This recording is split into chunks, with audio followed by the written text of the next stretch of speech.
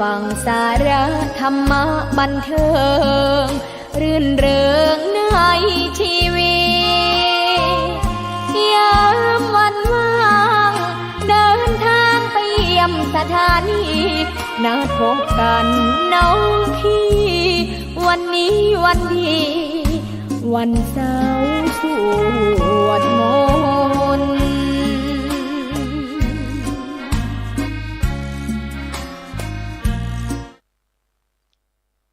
นะโมตัสสะภะคะวะโตอะระหะโตสัมมาสัมพุทธัสสะขอความนอบน้อมจงมีแด่องค์สมเด็จพระบรมศาสดาสัมมาสัมพุทธเจ้าพระธรรมและพระอริยสงฆ์สาวกทั้งหลายขอเจริญพรกับโยมญาติมิตรสาธุชนทุกท่านวันนี้นั้นอาตมาภาพก็จะได้นำเอาธรรมะคือหลักพระสัทธรรมคำสอนขององค์สมเด็จพระชินวรสัมมาสัมพุทธเจ้าตลอดจนข้อคิดคติธรรมคุณงามความดีต่างๆมาอธิบายชี้แจงแสดงให้กับคณะศรัทธาญาติโยมสาธุชนทุกท่านในวันนี้อาตมาภาพก็ได้นำเอาเรื่องของพระอนุรุทธเถระอันมีมาในคัมภีร์อรรถกถาธรรมบทขุทกานิกายอรหันตวรรคแห่งสุตตันตปิฎกมาอธิบายชี้แจงแสดงให้กับคณะศรัทธาญาติโยมสาธุชนทุกท่านสัทธาเวรุวเนวิหารันโตสมัยหนึ่งสมเด็จพระบรมศาสดาประทับพระอิริยาบถอยู่ณวัดพระเวรุวันมหาวิหารกรุงราชคฤห์ทั้งนั้นพระองค์ทรงแสดงพระธรรมเทศนาโปรดภิกษุทั้งหลายโดยทรงปรารภพระอนุรุทธเถระให้เป็นอุบัติเหตุซึ่งมีเรื่องเล่าดังต่อไปนี้เอกัสมิงหิทิวเสเถโรก็พระอนุรุทธเถระมีผ้าจีวรเก่าชำรุดควรจะผัดเปลี่ยนจีวรผืนใหม่วันหนึ่งจึงได้เที่ยวแสวงหาผ้าบังสุกุลจีวรในสถานที่ต่างๆมีกองหยากเยื่อเป็นต้นก็ภริยาเก่าของท่านตั้งแต่ในชาติที่3ถอยหลังแต่นี้ไปได้ไปบังเกิดเป็นเทพธิดาชื่อชาลินีอยู่บนสวรรค์ชั้นดาวดึงส์พิภพได้เห็นพระเถระกำลังเที่ยวแสวงหาผ้าเก่าอยู่ด้วยทิพจักษุจึงถือเอาผ้าทิพย์3 ผืนยาว13 ศอกกว้าง4 ศอกคิดว่าถ้าเราจักถวายผ้าทิพย์เหล่านี้อย่างธรรมดาสามัญนี้พระเถระคงจักไม่รับจึงเอาผ้าทิพย์3 ผืนนั้นไปหมกไว้ในกองหยากเยื่อกองหนึ่งข้างหน้าของพระเถระซึ่งกำลังเที่ยวแสวงหาผ้าอยู่นั้นโดยให้ปรากฏเห็นผ้าเหล่านั้นแต่เพียงชายพระเถระเที่ยวแสวงหาผ้าเก่าไปโดยทางนั้นมองเห็นชายผ้าทิพย์เหล่านั้นแล้วจึงจับที่ชายผ้าดึงออกมาเห็นเป็นผ้าทิพย์3 ผืนจึงคิดว่านี้เป็นผ้าบังสุกุลอย่างวิเศษหนอจึงถือเอาผ้านั้นแล้วหลีกไป อากาสะจีวรการทิวเส ครั้นถึงวันที่จะทำจีวรของพระอนุรุทธเถระนั้น สมเด็จพระบรมศาสดา มีภิกษุ500เป็นพุทธบริวาร ได้เสด็จไปประทับนั่งเป็นประธานอยู่พระวิหาร แม้พระอสิติมหาเถระ80องค์ก็ได้นั่งร่วมอยู่ด้วยเหมือนกัน พระมหากัสสปะเถระนั่งอยู่ต้นแถว พระสารีบุตรเถระนั่งอยู่กลางแถว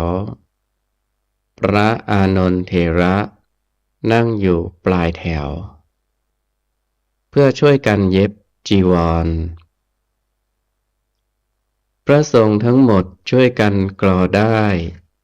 สมเด็จพระบรมศาสดา ช่วยทำหน้าที่สอดได้นั้นเข้าในรูเข็ม ฝ่ายพระมหาโมคคัลลานะเถระผู้ทรงฤทธิ์เมื่อทรงต้องการด้วยวัตถุสิ่งใด ก็เที่ยวไปนำวัตถุสิ่งนั้นมา ส่วนเทพธิดาชาลินีนั้น เข้าไปยังภายในหมู่บ้าน แล้วชักชวนให้จัดแจง ตกแต่งภิกษาหารไปถวายสงฆ์ว่า ชาวเราผู้เจริญทั้งหลาย วันนี้สมเด็จพระบรมศาสดา มีพระอสิติมหาสาวก80องค์ห้อมล้อม พร้อมด้วยพระภิกษุสงฆ์อีก500องค์ ประทับนั่งอยู่ในวิหาร ช่วยกันทำจีวรให้แก่พระอนุรุทธเถระ พระผู้เป็นเจ้าของเราทั้งหลาย ท่านทั้งหลายจงพากันตระเตรียมเอาอาหาร มีข้าวต้มเป็นต้น แล้วนำไปยังพระวิหาร ฝ่ายพระมหาโมคคัลลานะเถระ ก็ได้นำเอาผลว่าใหญ่ มาในระหว่างกำลังฉันภัตตาหาร ภิกษุ500องค์ ไม่อาจจะฉันภัตตาหารให้หมดสิ้นได้ ท้าวสักกะเทวราช ผู้เป็นจอมเทวดาได้เสด็จมาทำหน้าที่ประพรมสถานที่ที่ทำจีวร ภูมิภาคพื้นปัทภีได้เกิดเป็นสีแดง เป็นราวกับว่าย้อมด้วยน้ำคลั่ง ข้าวต้มของเคี้ยวและข้าวสวยที่ภิกษุทั้งหลายฉันนั้น เหลืออยู่เป็นกองมากมายเหลือหลาย ภิกษุทั้งหลายก็พากันกล่าวโทษพระอนุรุทธเถระว่า ภิกษุจำนวนเท่านี้ทำไมจึงต้องการข้าวต้มของเคี้ยวและข้าวสวยมากมายถึงอย่างนี้ ธรรมดาจะต้องคำนวณดูเสียก่อน จึงจะบอกญาติและอุปถากทั้งหลายว่า จงนำอาหารมาเท่านี้เท่านั้นมิใช่หรือ ท่านอนุรุทธเถระต้องการที่จะอวดว่า ญาติและอุปถากของตนมีมากดอกกระมัง อัทเนสถา ขณะนั้นสมเด็จพระบรมศาสดา ตรัสถามภิกษุเหล่านั้นว่า พวกเธอพูดถึงเรื่องอะไรกันเล่า ภิกษุทั้งหลาย เมื่อภิกษุทั้งหลายกราบทูลให้ทรงทราบแล้ว ตรัสซักถามอีกว่า ภิกษุทั้งหลาย ก็พวกเธอเห็นจะสำคัญว่า สิ่งของทั้งนี้อนุรุทธะให้นำมาอย่างนั้นหรือ มื่อภิกษุทั้งหลายกราบทูลรับว่า ใช่อย่างนั้นแล้ว พระพุทธเจ้าข้าจึงทรงแสดงความจริงให้ภิกษุทั้งหลายได้ทราบว่า ภิกขเว ดูก่อนภิกษุทั้งหลาย อนุรุทธะบุตรของเราย่อมไม่ได้โอ้อวดอย่างนั้น ความจริงพระขีณาสพทั้งหลาย ย่อมไม่พูดถ้อยคำที่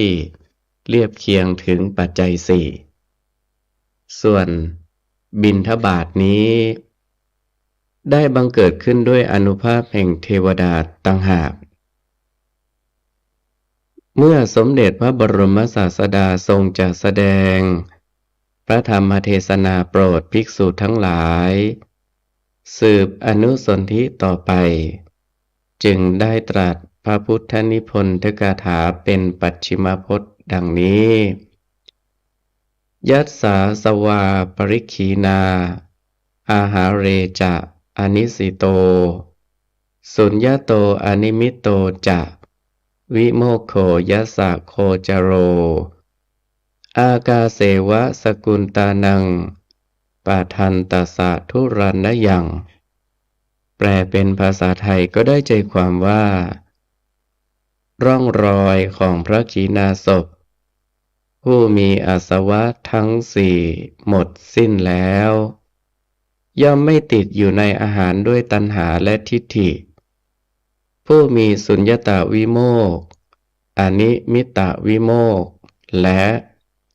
อปนิหิตวิโมกข์เป็นอารมณ์ไปตามได้ยากเหมือนร่องรอยของฝูงนกในอากาศฉะนั้นภิกษุทั้งหลายมากด้วยกันซึ่งฟังธรรมอยู่ในสมาคมนั้นส่งญาณไปตามกระแสพระธรรมเทศนาโดยโยนิโสมนสิการเป็นอันดีในเวลาจบพระธรรมเทศนาก็ได้บรรลุมรรคผลมีโสดาปัตติผลเป็นต้นโดยสมควรแก่อุปนิสัยของตนด้วยประการฉะนี้แลลำดับนี้จะได้วิสัชนาอธิบายความในท้องนิทานและในพระธรรมเทศนาพุทธนิพนธกถาโดยอาศัยอรรถกถาในและโดยอัตโนมัตยาธิบายเพื่อเฉลิมเพิ่มเติมสติปัญญาฉลองศรัทธาบารมีเพิ่มพูนกุศลบุญญาราศีส่วนธรรมสวนาใหม่แด่สาธุชนพุทธบริษัททั้งหลายสืบต่อไปท่านอนุรุทธเถระนี้เป็นกษัตริย์สักยวงศ์เป็นพระญาติของสมเด็จพระบรมศาสดาได้พากันเสด็จออกทรงผนวดตามสมเด็จพระพุทธบาทยุคลพร้อมกันกับกษัตริย์อีก5 องค์คือพระพัทธิยเถระพระอานันทเถระพระภักคุเถระพระกิมพิลเถระพระเทวทัตเถระรวมเป็น6 องค์ทั้งพระอนุรุทธเถระนี้กับมีนายช่างกันระบกประจำอีกคนหนึ่งได้แก่พระอุบาลีเถระที่เสด็จออกทรงผนวดครั้งนั้นเป็นกษัตริย์สักยวงศ์6 องค์ 7ทั้งพระอุบาลีผู้เป็นช่างกันระบกประจำองค์กษัตริย์เหล่านั้นในจำนวนพระ7 องค์นั้นเว้นแต่พระเทวทัตเถระองค์เดียวนอกนั้นได้สำเร็จเป็นพระอรหันต์ขีณาสพด้วยกันทั้งหมดทั้งสิ้นส่วนพระเทวทัตเถระได้สำเร็จฌานสมาบัติชั้นโลกียะเกิดเป็นมิจฉาทิฏฐิ ตั้งตนเป็นศัตรูกับสมเด็จพระบรมศาสดาในที่สุดก็ถูกแผ่นดินสูบดังมีความพิสดารแจ้งอยู่ในเรื่องของพระเทวทัตนั้นแล้ว ในยมกะวรรคส่วนพระอนุรุทธเถระนี้นั้น เมื่อสมเด็จพระบรมศาสดาเสด็จปรินิพพานแล้ว ปรากฏว่าเป็นผู้มีความสำคัญเกี่ยวกับการจัดงานพระบรมศพของสมเด็จพระพุทธองค์ รองจากพระมหากัสสปะเถระคราวคณะสงฆ์องค์พระอรหันต์500 องค์ ประชุมทำสังคายนาครั้งที่1หรือปฐมสังคายนาพระพุทธวจนะหลังจากสมเด็จพระพุทธองค์ปรินิพพานไป3 เดือนซึ่งมีพระมหากัสสปะเป็นประธานนั้นท่านพระอนุรุทธเถระนี้ก็ได้เป็นกำลังสำคัญองค์หนึ่งเป็นหัวหน้านำสังคีติการกสงฆ์250 องค์มายังกรุงราชคฤห์อันเป็นที่ประชุมทำปฐมสังคายนาส่วนพระอุบาลีเถระซึ่งเคยเป็นช่างกลบกนั้นก็ได้เป็นพระเถระที่มีความสำคัญพิเศษสมเด็จพระพุทธองค์ทรงยกย่องเป็นเอตทัคคะในทางมีความชำนาญพระวินัยเมื่อคราวที่จะทำสังคายนาครั้งที่1หรือปฐมสังคายนาท่านก็ได้ถูกคณะสงฆ์อัปโลกให้เป็นผู้มีหน้าที่วิสัชนาพระวินัยคู่กันกับพระอานันทเถระซึ่งเป็นผู้มีหน้าที่วิสัชนาพระธรรมก็พระอนุรุทธะนั้นแม้เป็นพระเถระชั้นผู้ใหญ่และเคยเป็นหน่อเนื้อเชื้อกษัตริย์สุขุมลชาติมาถึงเพียงนั้นครั้นออกทรงผนวดแล้วก็ถือองค์เสมอเหมือนกับพระสามัญธรรมดาทั้งหลายโดยถือพระธรรมวินัยเป็นประมาณไม่ถือเอาเชื้อชาติตระกูลมาเป็นประมาณจะพึงเห็นในนิทานนี้เมื่อจีวรของท่านเก่าชำรุดแล้วสมควรที่จะต้องผัดเปลี่ยนจีวรใหม่ท่านก็เที่ยวแสวงหาผ้าบางสกุลตามกองหยากเยื่อเป็นต้นทั้งนี้มิใช่ว่าท่านเป็นผู้ยากจนจะหาผ้าที่ดีๆในที่อื่นไม่ได้ก็ต้องมาปฏิบัติเช่นนั้นด้วยความเคารพในพระวินัยที่สมเด็จพระบรมศาสดาทรงสรรเสริญว่าการใช้ผ้าบางสกุลจีวร นั้นเป็นข้อปฏิบัติอันประเสริฐสำหรับพระสมณสักยบุตรทั้งหลาย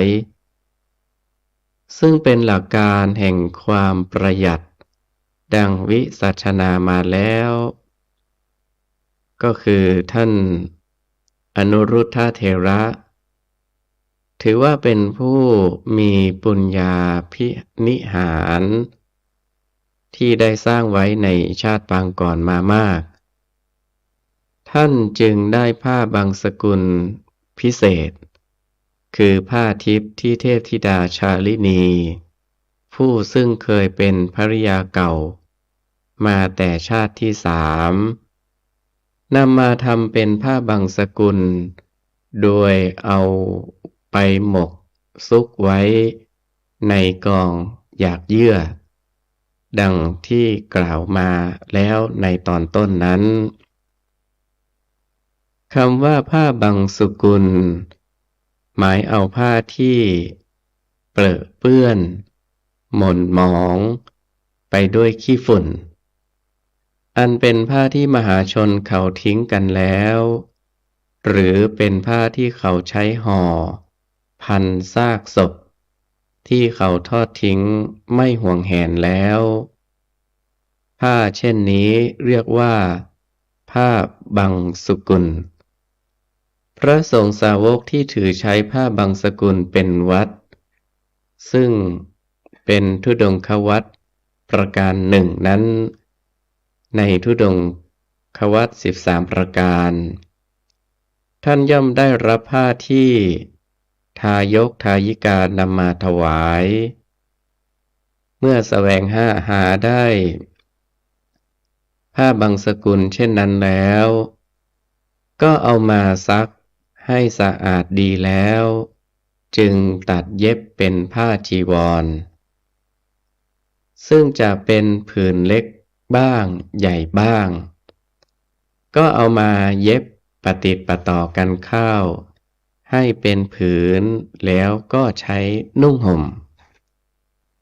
ย่อมให้สำเร็จประโยชน์คือป้องกันสัตว์เหลือบยุงหรือป้องกัน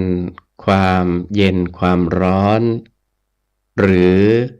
ห่อหุ้มอวัยวะที่น่าเกลียดได้ดีเท่ากันกับผ้าสามัญทั้งหลายแต่ก็มีคุณค่าสูงนั้นคือไม่ใช้สิ่งที่ชาวโลกเขาเห็นเป็นเครื่องยั่วเย้าเราเร่งกิเลสตัณหาให้เฟื่องฟูจึงนับว่าเป็นปฏิปทาอันประเสริฐสำหรับพระสมณสักยบุตรในพระพุทธศาสนาพระอนุรุทธเถระแม้ท่านจะเคยเป็นกษัตริย์สุกุมุลชาติถึงเพียงนั้นครั้นทรงออกผนวดแล้วก็ถือนุ่งห่มผ้าบังสกุลเป็นวัดเมื่อถึงคราวจะผัดเปลี่ยนจีวรก็ไปเที่ยวเสาะแสวงหาผ้าบังสกุลตามกองหยากเยื่อเป็นต้นนางเทพธิดาชาลินีจะเอาผ้าทิพย์มาถวายอย่างสามัญธรรมดาก็คาดว่าท่านคงไม่รับจึงเอาไปทิ้งซุกหมกไว้ในกองหยากเยื่อข้างหน้าพระเถระซึ่งกำลังเที่ยวแสวงหาอยู่ให้มองเห็นได้เฉพาะชายผ้าครั้นพระเถระไป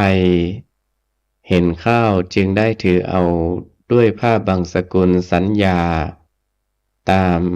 เยี่ยงสมณสักยบุตรปฏิปทาอันนี้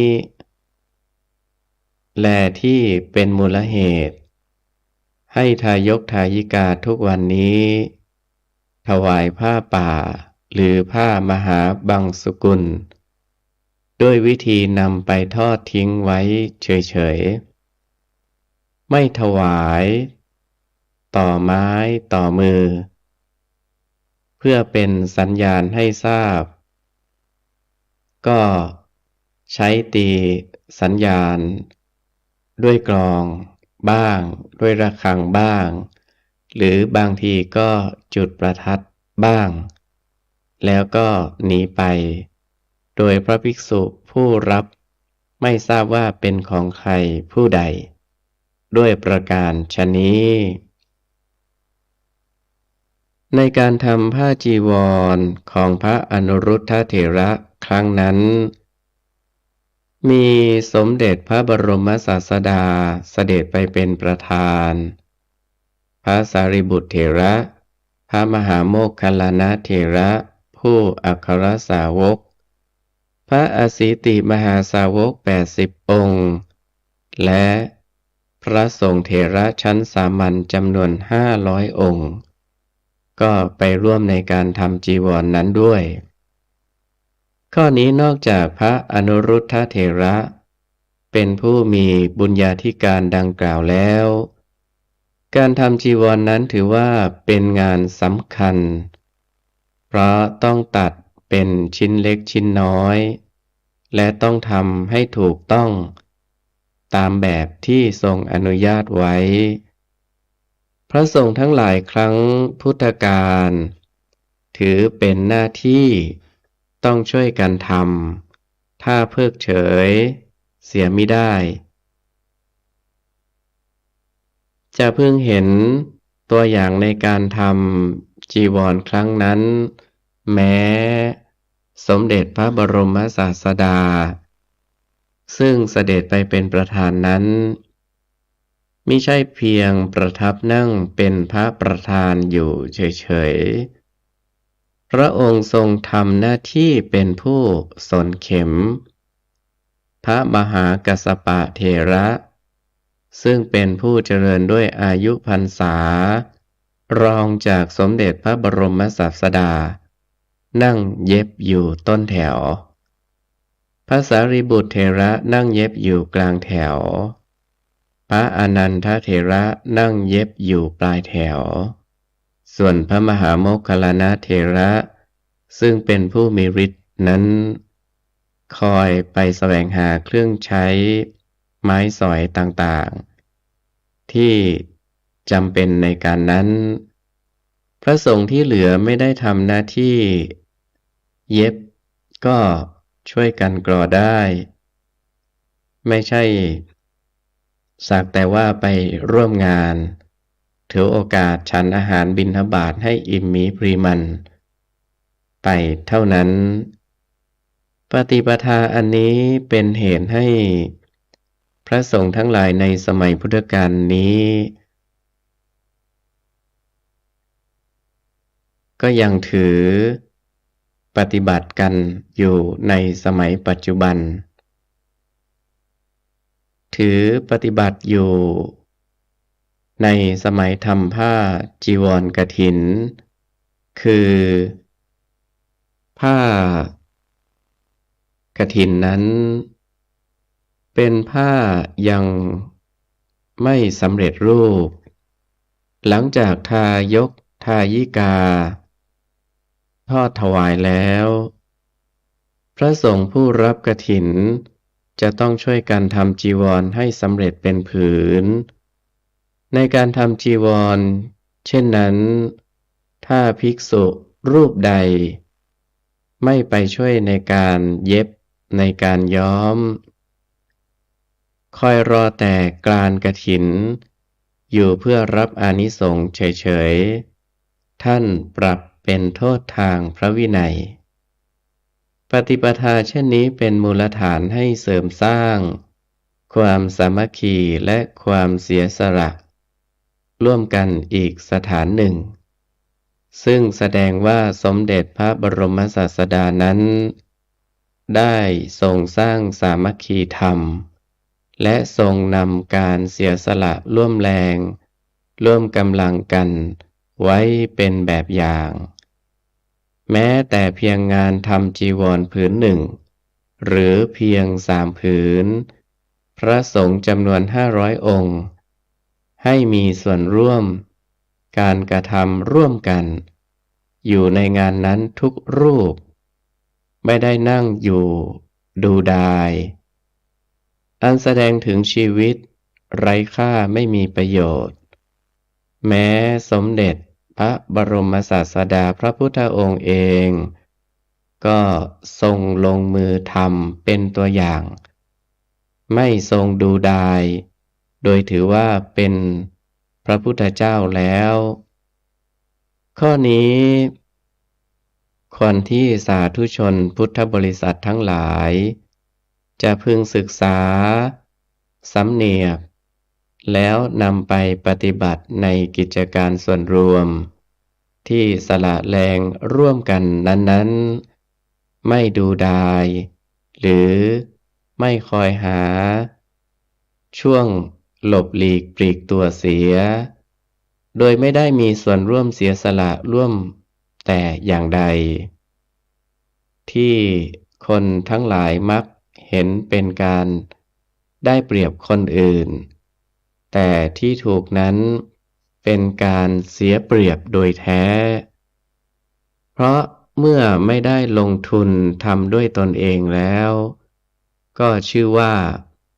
ไม่มีส่วนจะได้ผลอะไรเป็นเครื่องตอบแทนแม้แต่ความสุขว่าตนได้ทำสิ่งที่ควรทำได้เสียสละช่วยมิตร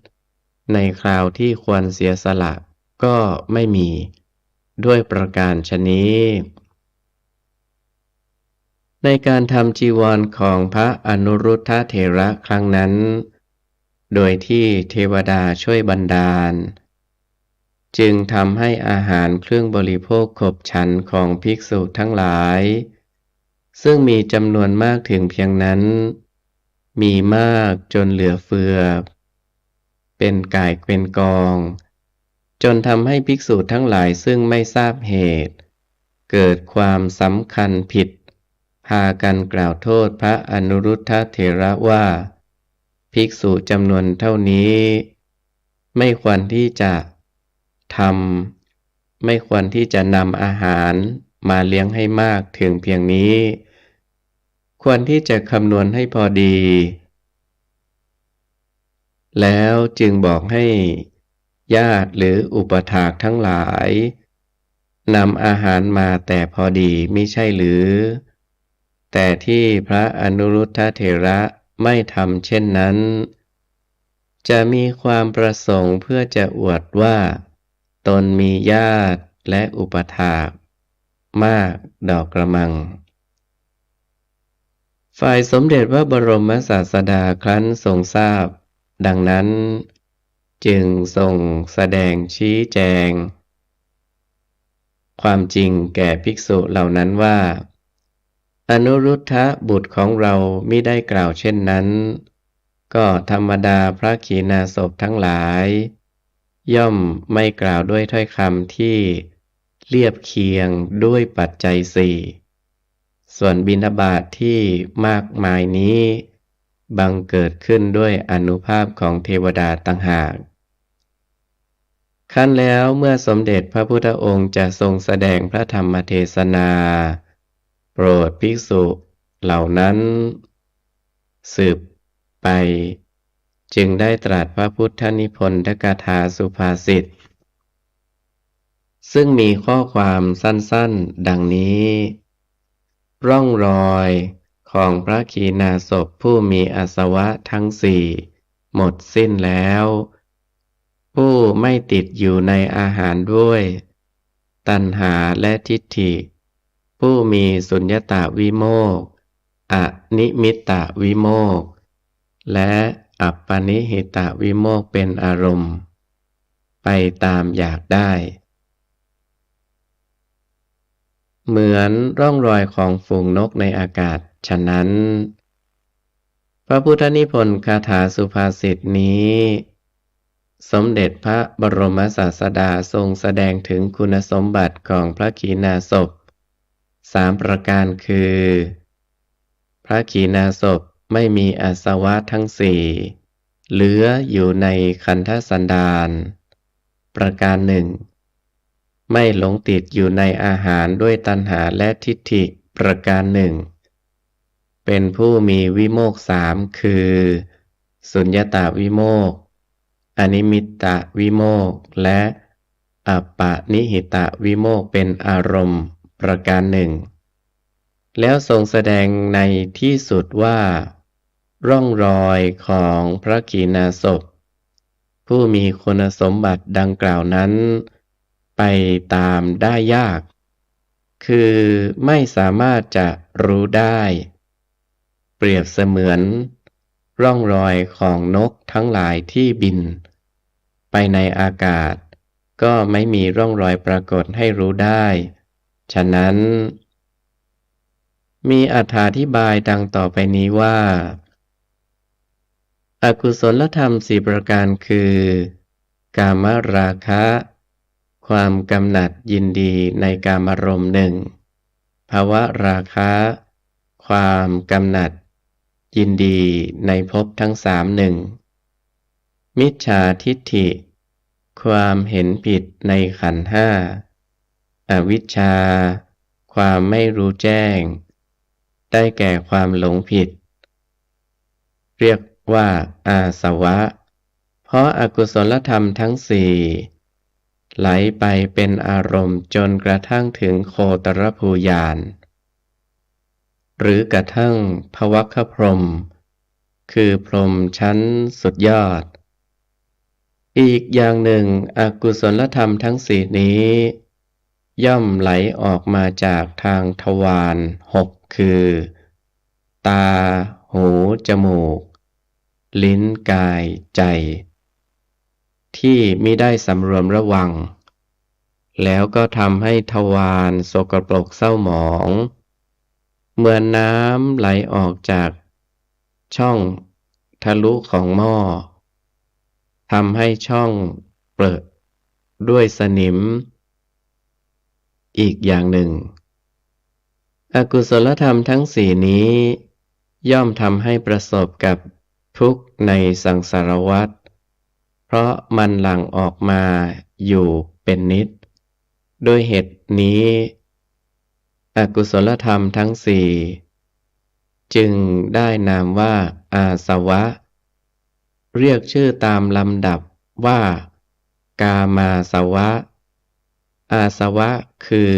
ความกำหนัดยินดีในกามอารมณ์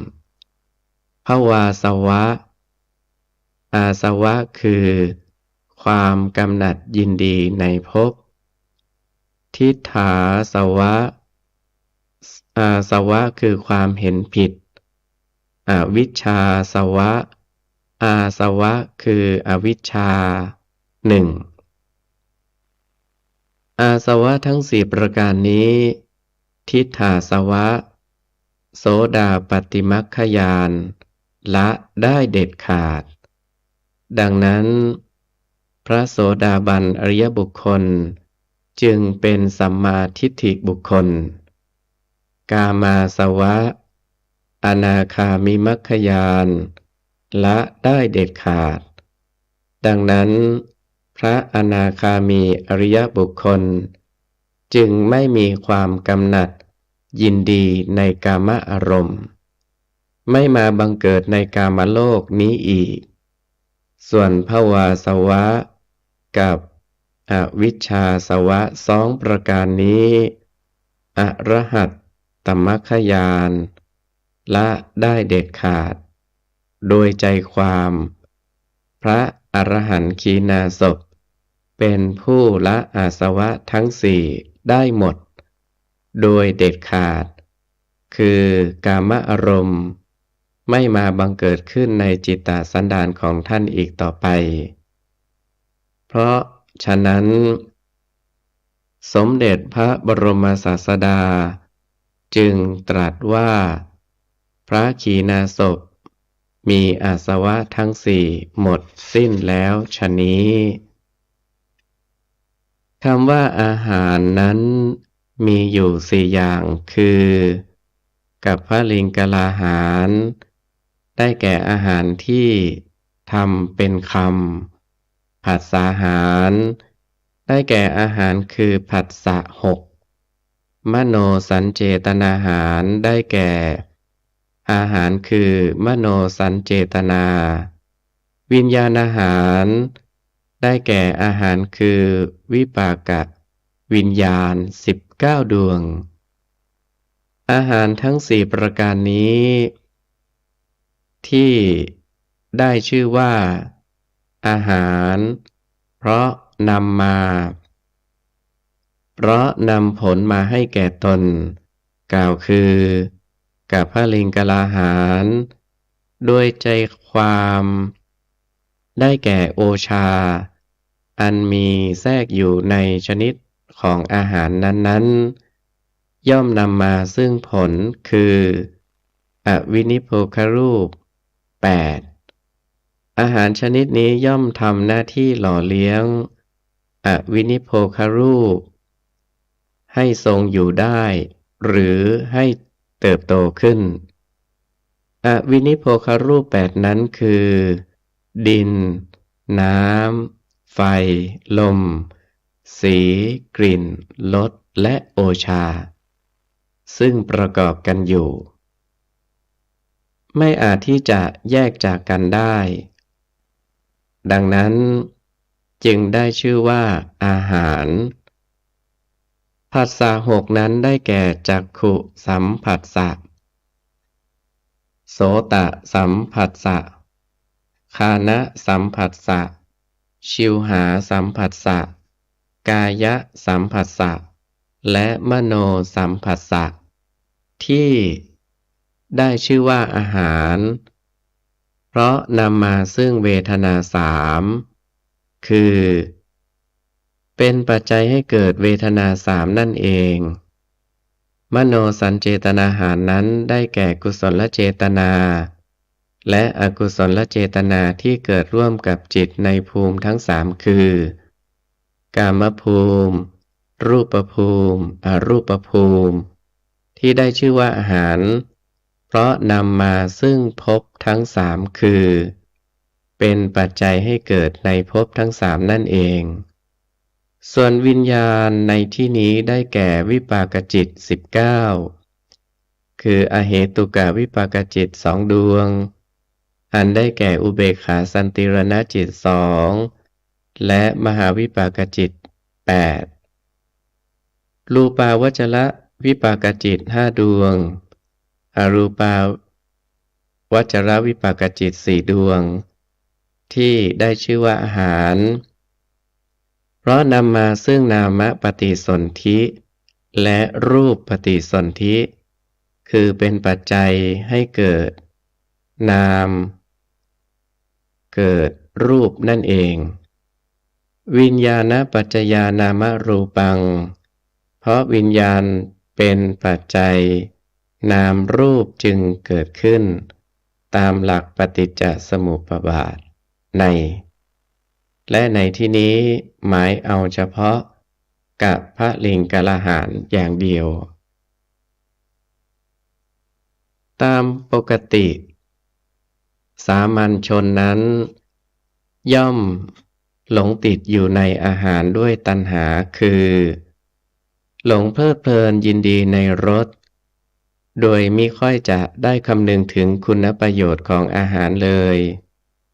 และเห็นผิดไปว่าจะนำอาหารนั้นมาบำรุงบำเรอขันธ์ห้า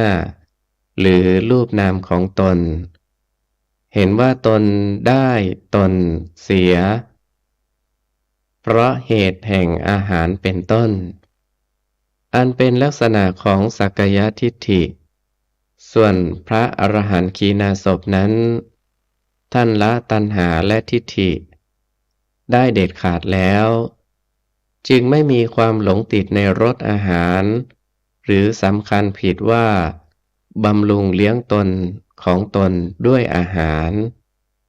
หากแต่เพียงบริโภคอาหารเพื่อให้อวินิโพครูปทั้ง8ดำรงอยู่ได้จนกว่าจะสิ้นอายุไขเท่านั้นอันเป็นธรรมชาติธรรมดาที่จะต้องบำรุงเลี้ยงตามสมควรแก่เหตุ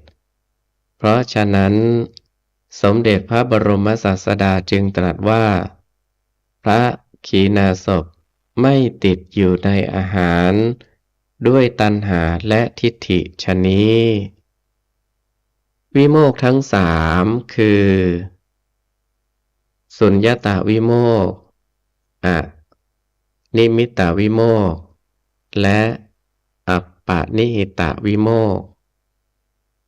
เป็นชื่อของพระนิพพานนั่นเองคือสุญญตวิโมกข์เพราะออก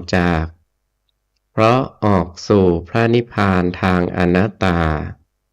อนิมิตวิโมกข์เพราะออกสู่นิพพานทางทุกขังอัปปนิหิตวิโมกข์เพราะออกสู่นิพพานทางอนิจจังพระขีณาสพนั้นขณะที่พักผ่อนหย่อนอารมณ์ท่านย่อมเข้าพักอยู่ในผลสมาบัติที่เรียกว่าเข้าพละสมาบัติ การเข้าพระสมาบัตินั้นนอกจากเป็นการพักผ่อนแล้วชื่อว่าเป็นวิธีที่เสวยวิมุตติสุขในปัจจุบันของพระอรหันต์ขีณาสพทั้งหลายซึ่งท่านเปรียบเสมือนเทวดาเสวยทิพยสมบัติของตนหรือพระเจ้าจักรพรรดิทรงเสวยราชสมบัติของพระองค์ฉะนั้นการอยู่ในพระสมาบัตินั้นจิตได้นิพพานเป็นอารมณ์อยู่ตลอดเวลาอารมณ์อื่นๆไม่มีโอกาสได้เข้าไปรบกวนจิตได้เลยจึงเรียกว่าเสวยวิมุตติสุขหรือสันติสุขหรือบรมสุขในปัจจุบันส่วนที่ท่านจะได้วิโมกข์ข้อไหนใน3ประการนั้นเป็นอารมณ์ก็สุดแล้วแต่ท่านจะขึ้นสู่อารมณ์นิพพานโดยทางไหนคือทางอนิจจังทุกขังอนัตตาดังกล่าวมาแล้วแต่ทางใดทางหนึ่งไม่ใช่คราวเดียวพร้อมกันทั้ง3ทางส่วนพระนิพพานซึ่งเป็นอารมณ์นั้นจะออกทางไหนก็ตามก็คงมีทางเดียวเท่านั้นโดยลักษณะพระขีณาสพเป็นผู้มีวิโมกข์ทั้ง3เป็นอารมณ์ชะนี้ก็ล่องลอยของนกทั้งหลายซึ่งมีธรรมชาติต้องบินไปโดยทางอากาศย่อมไม่อาจที่จะรู้ได้ว่านกฝูงนี้เอาเท้าเหยียบตรงนี้แล้วบินไปนกฝูงนี้เอาอกตีอากาศตรงนี้แล้วบินไปนกฝูงนี้เอาศีรษะกระทบอากาศตรงนี้แล้วบินไปนกฝูงนี้เอาปีกตบอากาศตรงนี้แล้วบินไปชั้นใดร่องรอยของพระขีณาสพผู้มีคุณสมบัติดังกล่าวแล้วนั้นก็ไม่อาจจะรู้ได้ว่าท่านไปโดยทางไปนรกโดยทางไปสู่กำเนิดเดรัจฉานหรือโดยทางไปสู่ภพใดๆฉะนั้นทั้งนี้เพราะเหตุว่าพระขีณาสพทั้งหลายไม่ไปบังเกิดในภูมิต่างๆอีกคือภพ3กำเนิด4คติ5วิญญาณทิฏฐิ7สัตวาส9อันเป็นภูมิที่บังเกิดของสรรพสัตว์ทั้งหลายเมื่อเป็นเช่นนี้จึงไม่อาจที่จะรู้ได้ว่าพระขีณาสพนั้นท่านไปบังเกิดในภพนี้หรือกำเนิดในภพอื่นๆเป็นต้นดังนี้ด้วยเหตุดังพรรณนามานี้สมเด็จพระบรมศาสดาจึงได้ตรัสพระนิพนธกถาสุภาษิตว่าล่องรอยของพระขีณาสพผู้มีอาสวะทั้ง4หมดสิ้นแล้วผู้ไม่ติดอยู่ในอาหารด้วยตัณหาและทิฏฐิผู้มีวิโมกข์3คือสุญญตวิโมกข์อนิมิตตวิโมกข์และอัปปนิหิตวิโมกข์เป็นอารมณ์ไปตามหาได้ยากเหมือนร่องรอยของฝูงนกในอากาศฉะนั้นดังนั้นวันนี้อาตมาภาพก็ได้นำเอาเรื่องของพระอนุรุทธเถระมาอธิบายชี้แจงแสดงให้กับญาติโยมสาธุชนทุกท่านก็สมควรแก่เวลาขออำนาจคุณพระศรีรัตนตรัยคุณงามความดีต่างๆที่ญาติโยมได้กระทำบำเพ็ญมาจงเป็นตบะเป็นเดชะเป็นพลวะปัจจัยหนุนนำให้กับญาติโยมสาธุชนทุกท่านจงประสบแต่จตุรพิธพรชัย4ประการกล่าวคือมีอายุวันนะสุขะภาละปฏิภาณธนสารสมบัติมีความสุขกายสุขใจเจริญในธรรมะขององค์สมเด็จ พระบรมศาสดาสัมมาสัมพุทธเจ้า ทุกท่านทุกคนเทอญ